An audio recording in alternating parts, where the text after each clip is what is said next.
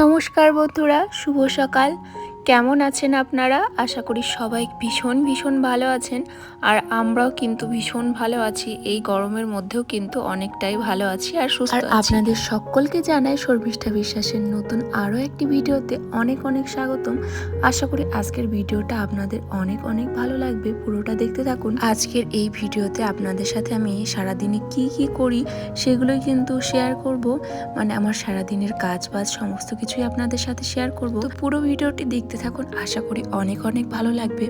তো সকালবেলায় উঠেই প্রথমে কিন্তু ব্রাশ করেই এই যে এখন কিন্তু আলুর পরোটা নয়, আজকে কিন্তু একদম ফুলকপির পরোটা বানাতে শুরু করে দিয়েছি। মানে ওই পেঁয়াজ টুকরো করে কেটে তার সাথে কিন্তু কাঁচা লঙ্কা আর হচ্ছে ওই যে ফুলকপিটাকে একদম ওই ঘষে নিয়েছি একটু, আর তারপরে কিন্তু ডাইরেক্ট ময়দার সাথে একসাথে সবগুলো মেখেছি। তার মধ্যে কিন্তু একটু মশলাও দিয়েছি, মানে জিরে গুঁড়ো, তারপর একটু ধনিয়া পাউডার, এই সমস্ত কিছু দিয়ে কিন্তু ভালো মতো করে মেখে রেখে দিয়েছিলাম অনেকক্ষণ ধরে। তারপরে কিন্তু একটু ডো করে নিয়েছিলাম, আর এই যে এখন কিন্তু একে বানাতে শুরু করে দিচ্ছি। আর সকালবেলাতে ওটা দুজন মিলেই খেয়ে নেবো, মানে আমরা দুজনে। আর এদিকে কিন্তু সকালবেলাতে আমি এখন চা আর একটু মুড়ি ব্রেকফাস্ট করে নিচ্ছি। তারপরেই কিন্তু 9টার দিকে হাজব্যান্ড আসার পরে কিন্তু দুজনে কিন্তু ওই যে ফুলকপির পরোটাগুলো খেয়ে নেব। আর আজকে তেমন রান্নাবান্নার চাপ নেই, আজকে যেহেতু হচ্ছে মঙ্গলবার, সেই কারণে কিন্তু আজকে কোনো রকমের অত রান্নাবান্নার চাপ নেই। তো আজকে একটু ঘুগনি বানাবো, তার সাথে কিন্তু এই পরোটাগুলো একটু বেশি পরিমাণে বানিয়ে নেব। মানে কয়েকটা রেখে দিয়েছি, সেটাও কিন্তু দুপুরের জন্য বানিয়ে নেব। তো এই দুটোই হয়ে যাবে। আর আমার জন্য কিন্তু একটু ভাত বানিয়ে নেব, আর তাহলে কিন্তু একদিকে আমার লাঞ্চের আইটেম মোটামুটি কমপ্লিট হয়ে যাবে বানানো। সেরকম কিছু আজকে বানাবো না।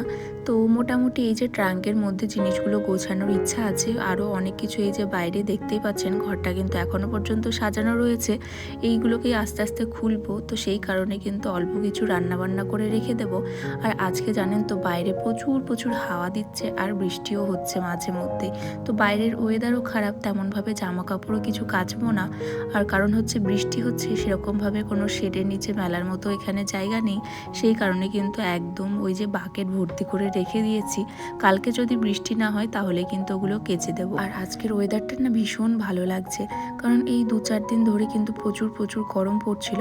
আর যার কারণে কিন্তু আমাদের প্রচুর গরমও লাগছিল আর একদমই ভালো লাগছিল না। হঠাৎ করেই কিন্তু আজকে কিন্তু ভীষণ সুন্দর একটা ওয়েদার শুরু হয়ে গেছে। তো চলুন এই যে ঘরটাকে একটু ক্লিন করে ঘরটাকেও ঝাড়ু দিয়ে নিলাম। আর ওদিকে কিন্তু ব্রেকফাস্টও করে নিয়েছি, মানে পরোটাগুলোকেও খেয়ে নিয়েছি। আর তার সাথে এই যে ছোলাটাকে কিন্তু কালকে রাত্রিতে ভিজিয়ে দিয়েছিলাম। তো এই ছোলাটাকে এখন সেদ্ধ করতে বসিয়ে দেব।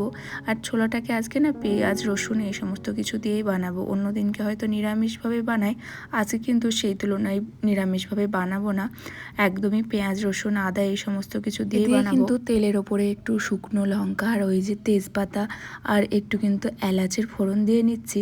আর এই যে এই এলাচগুলোকে দেবো আর তার সাথে ওই যে লংগুলোকে দেবো। আর লংগুলো একদম জোরে ফেটে এদিক ওদিকে ছড়িয়ে যায়। তো সেটাই কিন্তু আমার ভীষণ ভয় লাগে, আমি কিন্তু দূরেই পালিয়ে যাই। কিন্তু এই পেঁয়াজ টেয়াজগুলো দেওয়ার সময় অত ভয় লাগে না।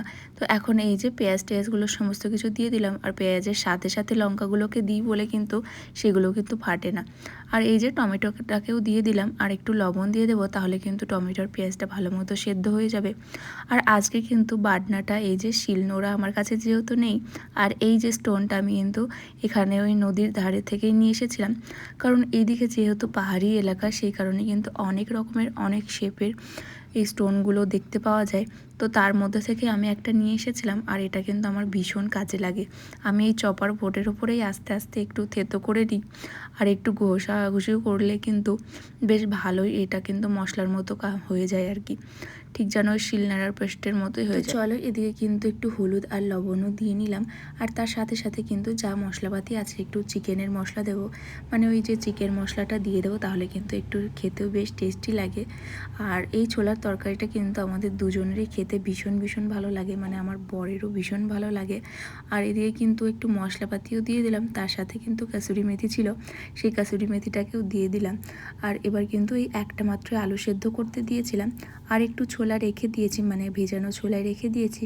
ওই সন্ধ্যাবেলার দিকে একটু ওই যে শসা কুচি, পেঁয়াজ কুচি এই সমস্ত কিছু দিয়ে সেদ্ধ করে খেতে কিন্তু বেশ ভালোই লাগে। সেই কারণে কিন্তু অনেকটা পরিমাণে ছোলাই রেখে দিয়েছি, যাতে বিকেলটাও আমাদের কিন্তু এইভাবেই কেটে যায়। মানে ছোলা এই সমস্ত কিছু চাট বানিয়ে খাবো সেভাবেই কিন্তু হয়ে যাবে। আর এদিকে কিন্তু দুধটাকেও বসিয়ে দিলাম। আমার যেহেতু ওদিকে তরকারিটা বানানো হয়ে গেছে, তার সাথে সাথে কিন্তু এদিকে দুধটাকেও গরম করতে বসিয়ে দিয়েছি। আর এই যে এখন কিন্তু গ্যাসটাকে ভালো মতো করে একটু মুছে নিচ্ছি। প্রত্যেক দিনই যেহেতু মোছামুছি করে নিই, প্রায় দিন হয়তো এই যে সাবান দিয়ে মোছা হয় না, তবে যে দিনগুলোতে একটু বেশি অপরিষ্কার থাকে, মানে অনেক বেশি রান্নাবান্না হয়, সেই দিনগুলোতে কিন্তু একটু সাবান দিয়ে ভালো করে মুছলে তবেই কিন্তু তেলচিটে ভাবটা কেটে যায়। আর তা না হলে কিন্তু প্রায় দিনই কিন্তু সেভাবে ভালো করে আমি এভাবে মানে ওই সাবান টাবান দিয়ে একটু ক্লিন করি না। মোটামুটিভাবে এই যে ন্যাকড়াটা দিয়ে একটু মুছে রাখি, আর ন্যাকড়াটাকেই বেশি করে ভালো করে ক্লিন করে নিই, তাহলে কিন্তু ভালো হয়। আর এদিকে দেখো সমস্ত বাসনপত্র কিন্তু এবার ধুয়ে নিচ্ছি। মানে এই যে কটা আইটেম আর কি রান্না করেছিলাম, মানে যে কটা রান্নার জন্য লেগেছে সেই বাসনপত্রগুলোই রয়েছে বেসিনে, তো সেগুলোকে একটু মাজা ঘষা করে ধুয়ে নিলাম।